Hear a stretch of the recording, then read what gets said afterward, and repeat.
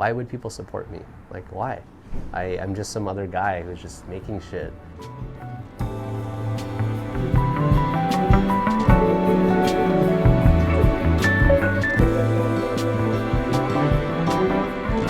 What the fuck is Mise?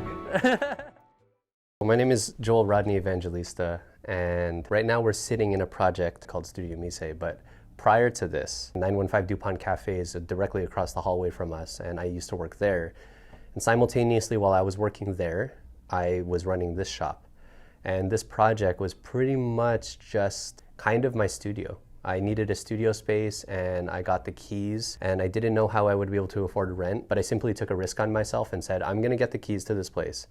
And if I can't afford it, the owner of the cafe told me, it's fine. Like, I'm subleasing it to you. I'll find somebody else to be in there, but just try your best. Like, try to make it every month and figure out how to make rent here. And as a project, kind of like, I kept coming in here, inviting friends.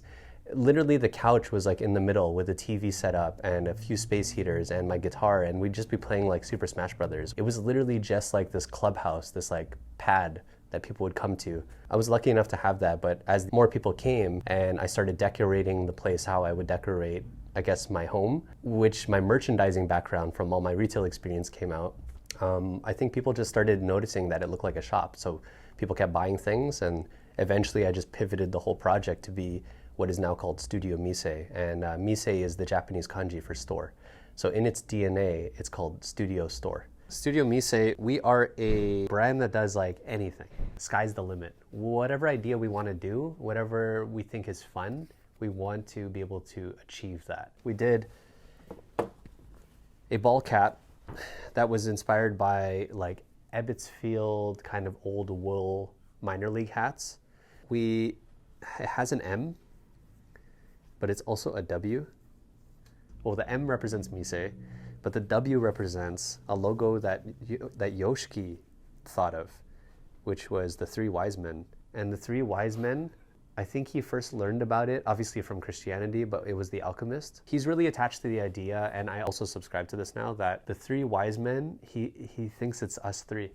He said good things come in three, and in spirituality and spirituality and numerology, the numbers 3, 6, and 9 are very, very powerful. He wanted to somehow represent that, and I said, yo, the three wise men is actually a really sick logo, so let's just put that on there. And then on the back, I did this with the first hats that we've ever made last year, but I realize now this 915 Dupont building is not only going to be very iconic in Toronto's culture moving forward, but nobody's making merch for it. So I made the first merch ever for 915 Dupont.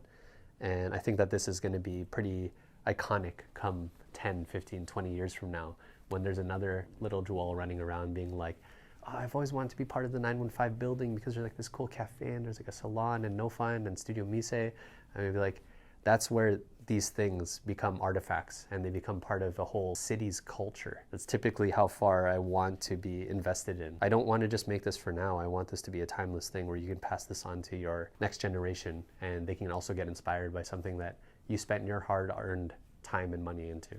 Up until recently, for about 6 or 7 years, I was running my own little side project called Rodney. Rodney was the only way at the time that I could find a way of exploring my creative passions, because at the time I was always working some job. But the thing that I always thought about at the end of the day before I went to sleep was like, what did I want to make for Rodney? It gave me a voice.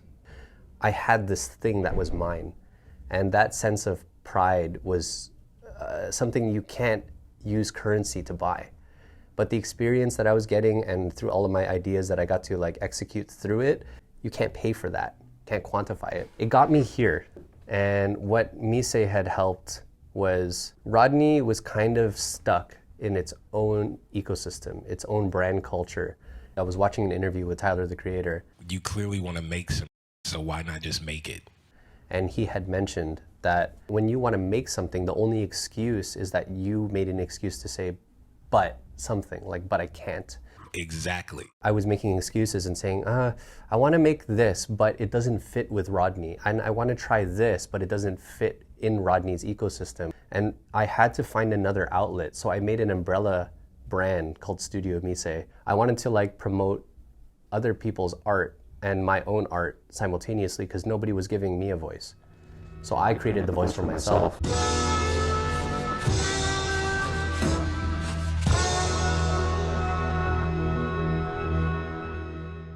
All my supporters right now are people that have followed my journey and have willingly come to anything I've ever done and traded their hard-earned time and money to get something that I've created. And that's something that I had a hard time coming to terms with just because of the whole imposter syndrome. Why would people support me? Like, why?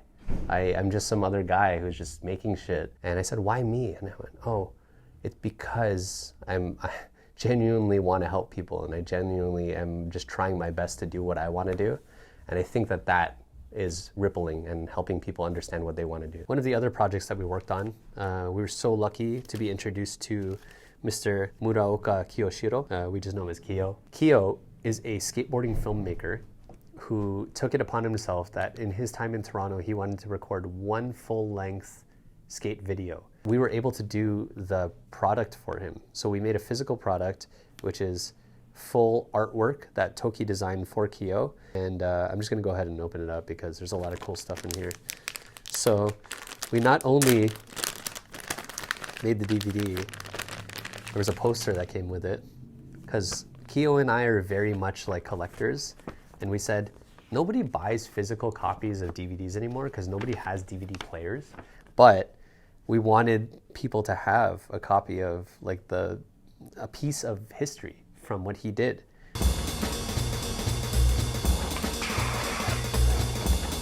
All the intricacies that went into this. It may just seem like a poster, it may just seem like we ordered stickers, it may just seem like we burned DVDs and got these sleeves and did this. There's a lot of fucking research that went into that, and that was a very humbling experience. When my two business partners had asked me, Joel, like, why do you do this? We know that you're a good guy, we know that we like the artwork that you promote, you have a really great network of people who support you, but why? And I went, guys, I already have done this before, but I want to continually do this. If I can inspire one other version of me, some other Joel that walks in here, I don't know how they identify who they are, what kind of background they're from, but if they come in here and they get inspired to just make something, that's it. That's all I need to do. We have two projects that we worked on that are kind of related, one of them spawning into the other, and Jumping Dumpling. And this was Toki's first client work through Studio Mise, I'm pretty sure. He used the reference from Herbie Hancock's Watermelon Man, which was the shape of the body standing above, like, I think he's playing a piano. But essentially, it was a party that had food and music, and it was centered around Lunar New Year and dumplings. So he created Jumping Dumpling, which is actually so rad. And yeah, it's got this, dumpling DJ. We've gotten pretty famous for just this one poster, because strategically, we were able to put it in the cafes, and we put it in the washroom at 135 Ossington, which is genius. It's like best marketing. You're gonna sit in there for like a couple minutes anyways, and the only thing you can look at is this damn poster. It's actually really rad. We've since scaled our ideas in different ways, and one of them was the Studio Mise Momomatsuri, which was our first event that we threw ourselves, which included a menu catered by one of our homies, Katorio. And then we had 3 DJs come in, do all vinyl set. We not only did the poster, we got a shirt. And the shirt was rad. Lavender long sleeve with a full DTF print, I think it was, is how we put it on here. This was Toki and I working together on how to execute his idea, but I had to kind of reshape it a little bit.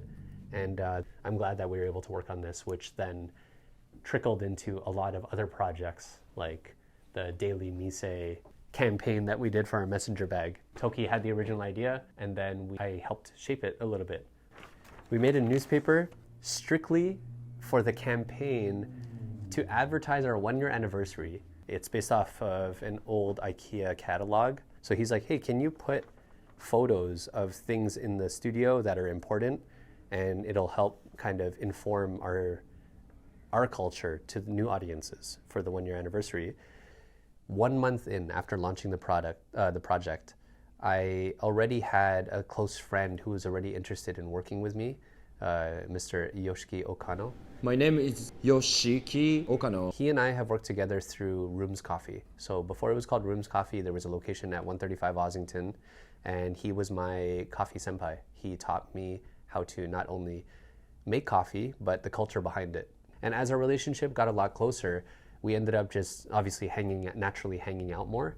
And one night he goes, do you want to go to this concert? I was like, I've just bought some tickets and I know you like this artist. So we went to this concert. So we go there, and shortly after we walk in, we bump into another friend of ours. And I had to, for whatever reason, leave the group for a bit. But by the time I got back, there was a fourth person now. And he goes, oh, my name is Tokio. I go, oh, nice to meet you, Tokio. So we ended up watching the concert together.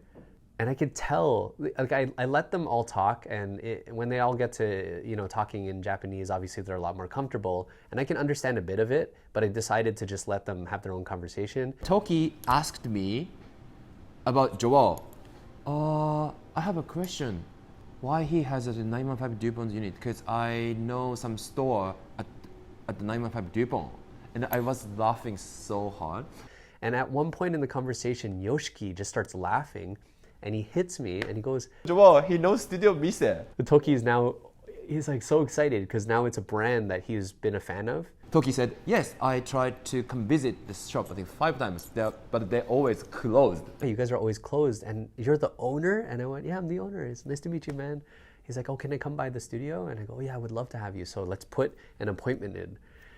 Now, 1 year later, we have done not only countless number of projects and events together, he's the head designer. And Yoshiki, we have a hard time giving him a title, but without him, we wouldn't be here. I call him like our producer. If it was like a film set, he would be the person who's keeping everything in order, making sure that all the numbers are correct, and making sure that we're all moving towards one goal. And my goal, my job outside of what I used to be the designer, and now Toki's the head designer, and now I have my producer, I became the creative director of Studio Mise. And I think the creative director title gets thrown around a lot, and I have a lot of imposter syndrome thinking about it all the time. But then I went, no, I literally steer the ship. If there's an idea that comes into my head, I get my 2 business partners involved and talk to them about this project I want to do. They give their opinion, but ultimately it's up to me to direct the whole thing. So I end up finding a lot of the references, or maybe the type of product we should release, or this is the strategy that we need to do for this event. And they just go thumbs up. And when they see the work come out after 1 year of working together, they go, damn, like you can do it. And I go, no, I knew I could do this. I just needed people to believe in me. I needed somebody else to come in and help me get to these projects and these end goals. And I couldn't do it by myself. And even if I could, it would have taken me years to get to this point. So I'm very, very excited and very honored to be here, sitting beside, 2 not only of my best friends, but these 2 amazing creators and visionaries named Tokio Sano and Yoshiki Okano. The 2 business partners, they're the best people in the world. I couldn't be here without them.